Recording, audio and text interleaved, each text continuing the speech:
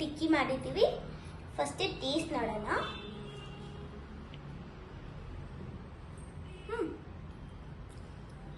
ಚೆನ್ನಾಗಿದೆ. ಹೆಂಗ್ ಮಾಡೋಣ ಅಂತ ನೋಡೋಣ ಬನ್ನಿ. ಆಮೇಲೆ ಇವಾಗ ಬ್ರೋಕ್ಲಿ ಟಿಕ್ಕಿ ಮಾಡೋದಕ್ಕೆ ಇಲ್ಲಿ ನಾನು ನೀರು ಕಾಯಕ್ಕೆ ಇಟ್ಟಿದ್ದೀನಿ. ಸೊ ಈ ನೀರಿಗೆ ನಾನು ಇವಾಗ ಬ್ರೋಕ್ಲೀಸ್ನ ಹಾಕ್ತಾ ಇದ್ದೀನಿ. ಇದನ್ನ ಇವಾಗ ನಾವು ಒಂದು 2 ರಿಂದ 3 ನಿಮಿಷವರೆಗೂ ಬೇಯಿಸಕ್ ಬಿಡೋಣ. ಇದನ್ನ ಇವಾಗ ಅಲ್ಲಿ ಬ್ರೋಕ್ಲಿ ಬೇಯೋಷ್ಟರೊಳಗೆ ನಾವು ಇಲ್ಲಿ ಮಸಾಲ ರೆಡಿ ಮಾಡ್ಕೊಂಡು ಬಿಡೋಣ. ಸೊ ನಾನಿಲ್ಲಿ ಒಂದು 200 ಗ್ರಾಮ್ ಅಷ್ಟು ಪನ್ನೀರ್ ತಗೊಂಡಿದ್ದೀನಿ. ಹಾಗೆ ನಿಮಗೆ ರುಚಿಗೆ ಎಷ್ಟು ಬೇಕೋ ಅಷ್ಟು ಖಾರ ಹಾಕೊಳ್ಳೋಣ.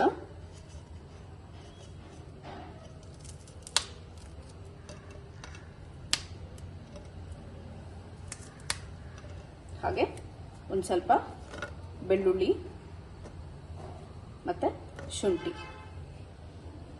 ಇದು ಹಾಕಿದ್ಮೇಲೆ ಒಂದು ಅರ್ಧ ಕಪ್ ಅಷ್ಟು ಮೊಸರು ಹಾಕೊಳ್ಳೋಣ.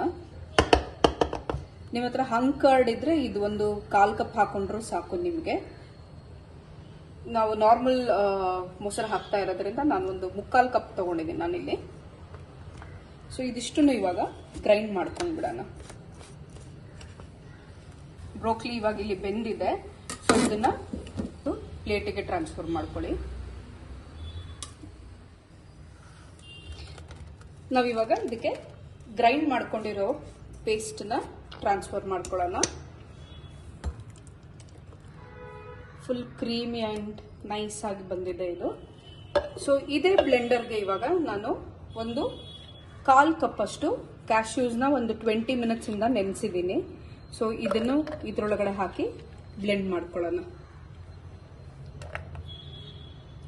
ಸ್ವಲ್ಪ ನೀರು ಹಾಕೊಳ್ಳಿ, ಜಾಸ್ತಿ ಹಾಕೊಳಕ್ ಹೋಗ್ಬೇಡಿ. ಯಾಕೆಂತಂದ್ರೆ ನಮಗೆ ಬ್ರೋಕ್ಲಿಗೆ ಕೋಟ್ ಆಗ್ಬೇಕದು. ತೀರಾ ಮೆತ್ತಗಾಗೋಗ್ಬಿಟ್ರೆ ಆಮೇಲೆ ತೆಳವಾಗೋಗ್ಬಿಟ್ರೆ ಆಮೇಲೆ ಕ್ಲೀನಾಗಿ ನಾವು ಮಿಕ್ಸ್ ಮಾಡ್ಕೊಳಕ್ಕಾಗಲ್ಲ.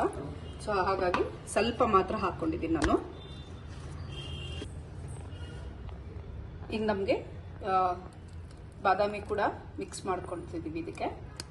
ಸೊ ಇವಾಗ ಇದಕ್ಕೆ ನಾವಿವಾಗ 1 ಟೀ ಸ್ಪೂನ್ ಅಷ್ಟು ಅಚ್ಚ ಖಾರದ ಪುಡಿ ಹಾಕೊಳ್ಳೋಣ.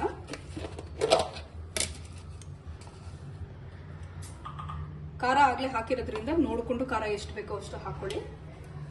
ಹಾಗೆ ಇದಕ್ಕೆ ಇವಾಗ 2 ಟೇಬಲ್ ಸ್ಪೂನ್ ಅಷ್ಟು ಕಡಲೆ ಹಿಟ್ಟು ಹಾಕೊಳ್ಳೋಣ. ಬೈಂಡಿಂಗ್ ಏಜೆಂಟ್ ಅದಕ್ಕೋಸ್ಕರ 2 ಟೇಬಲ್ ಸ್ಪೂನ್ ಹಾಕಿದ್ದೀನಿ.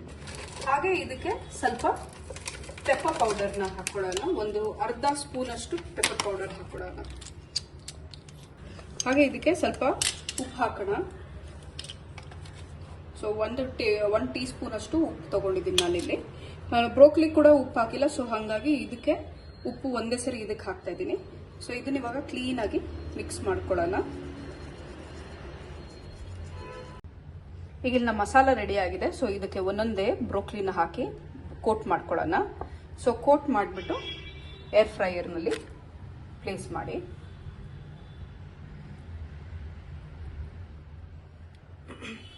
ಈಗ ನಮ್ಮದು ಬ್ರೋಕ್ಲೀಸ್ ಎಲ್ಲನೂ ಇಟ್ಟಿದ್ದೀನಿ ಇದ್ರೊಳಗಡೆ. ಏರ್ ಫ್ರೈಯರ್ಗೆ ಹಾಕೋಣ. ನಾವಿವಾಗ ಇದನ್ನು 160 ಡಿಗ್ರಿನಲ್ಲಿ ಇಟ್ಟು ಒಂದು 8 ಮಿನಿಟ್ಸ್ಗಾಗೋಷ್ಟು ಫ್ರೈ ಮಾಡ್ಕೊಳ್ಳೋಣ.